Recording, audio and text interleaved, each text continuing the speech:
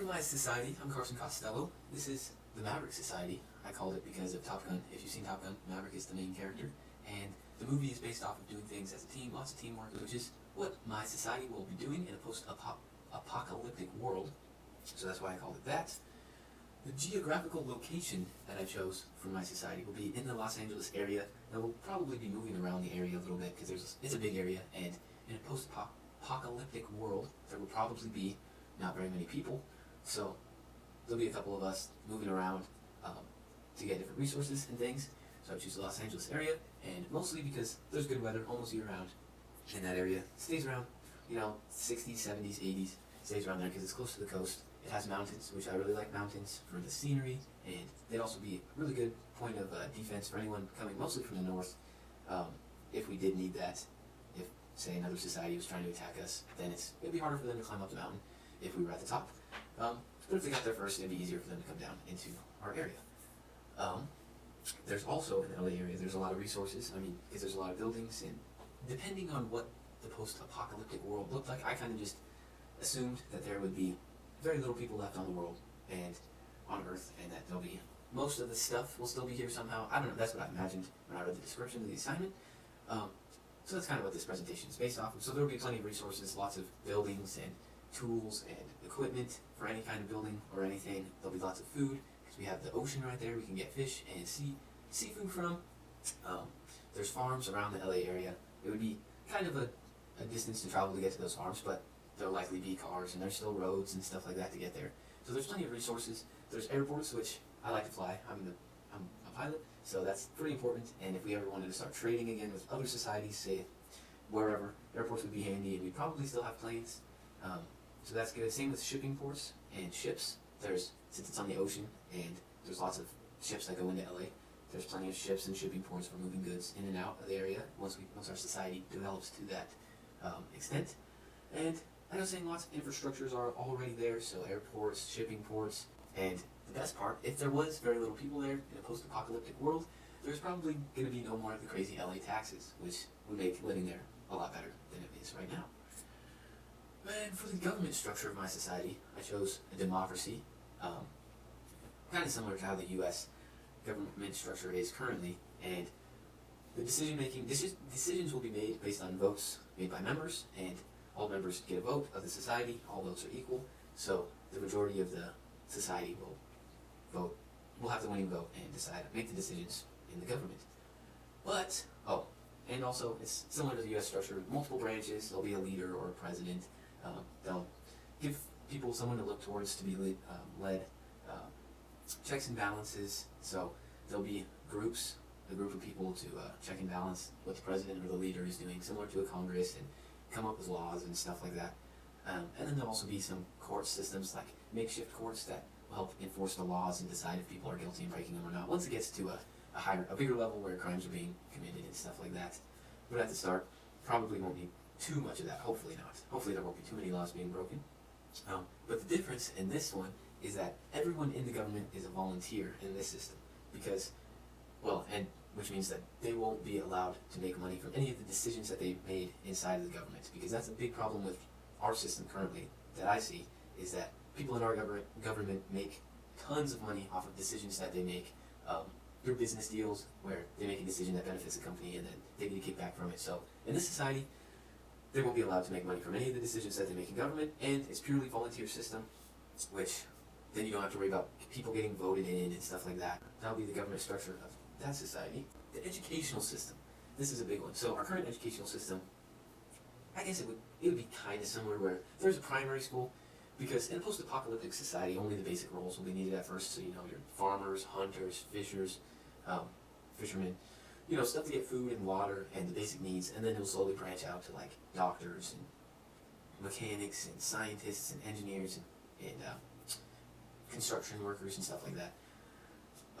So really, we only need a primary school that teaches just basic reading, writing, math, history, science, and allows kids to socialize so they have a nice foundation. Just the basic stuff. It'll be really brief, just a couple years long, just so they can get the basics. And then after the basics, there'll be groups where kids will decide on what they're interested in. So let's say, for example, this kid in the red flannel, say he likes farming and he likes cars. So once he's out of primary school, he'll go and join the farming group. Like this is like something like shown in the picture where he'll be able to socialize with other kids, and he'll join the mechanic group or the car group. And they'll be led, those groups will be led by mentors or people who are actually in the field. And the kids will learn stuff by watching the mentors doing the job. They'll also be teaching the kids basic skills, all the stuff required to be able to play a part in that role and be able to fulfill that role once the mentor gets too old. So that would be the educational system. Religious institutions in this society, people will be allowed to practice any religion they want as long as it doesn't cause violence or disturb the peace, kind of similar to how it is now in America.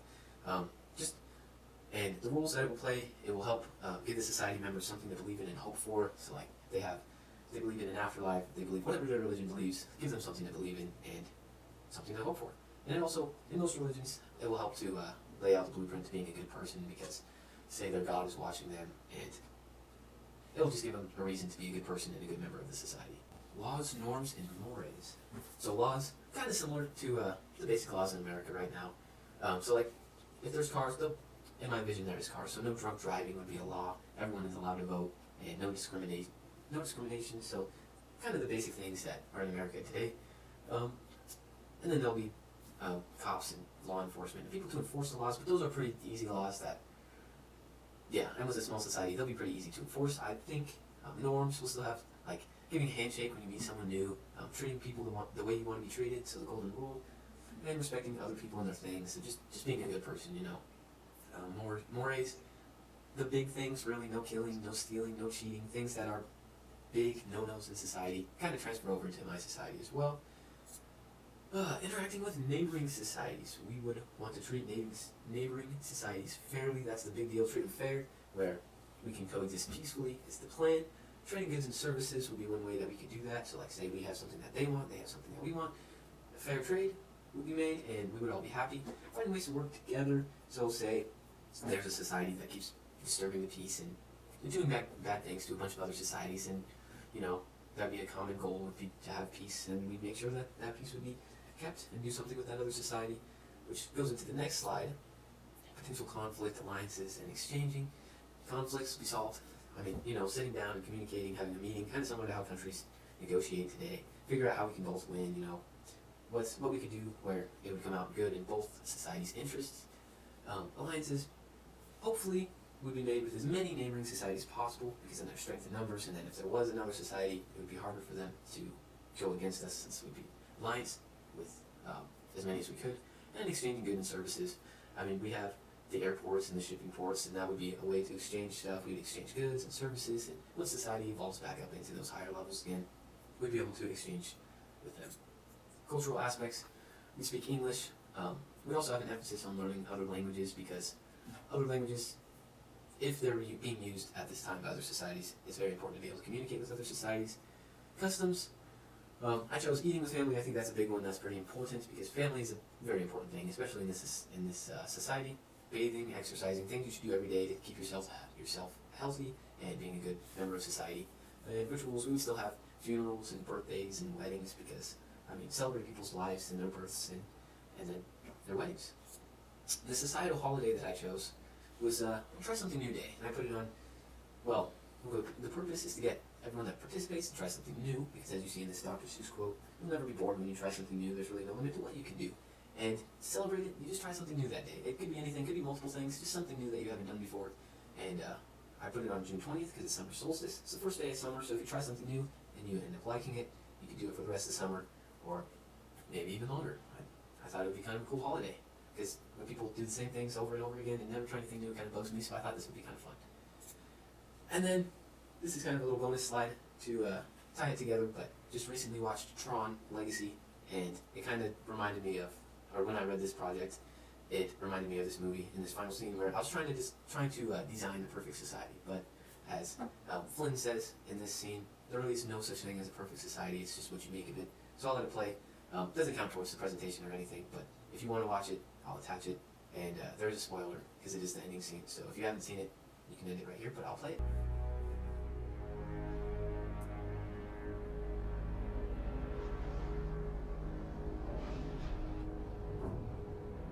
This is mine.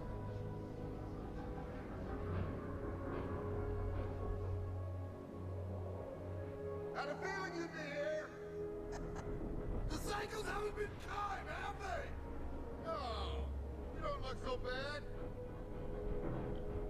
I did everything. Everything you ever asked. I know you did. I executed the plan. As you saw it. You promised that we would change the world together. You broke your promise. I know. I understand that now. I took the system to its maximum potential. I created the perfect system. The thing about perfection is that it's unknowable. It's impossible, but it's also right in front of us all the time.